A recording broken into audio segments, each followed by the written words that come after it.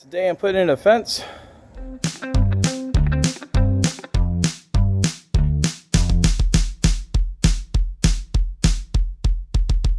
I'm digging the holes 36 inches deep. That gives me about 3 inches for some cement.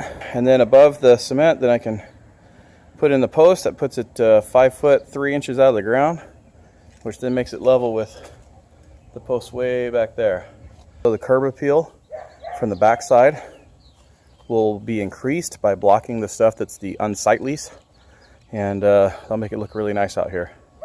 Nearly forgot to mention is when we're when we're looking out the kitchen window, you can look out, and instead of seeing what's over here behind me, we can have a fence that looks nice.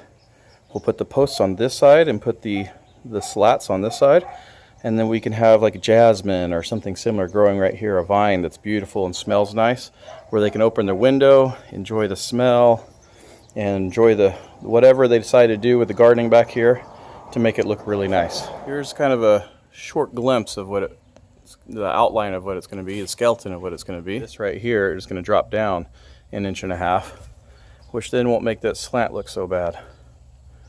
Here you go. What I'm using, this is specifically for the post. You set the post and let it go for 40 minutes, it says.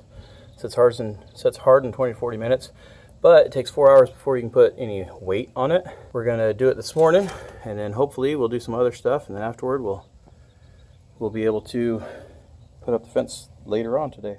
Putting in this fence was super easy, guys. Let me tell you what the secret is. A post hole digger, some nice setting cement, having a level, and having a nail gun. It went so fast. Once that cement was settled, it was so easy to just pop and put in all the nails into all these boards. This is the befores and afters, and it turned out beautiful. Absolutely stunning.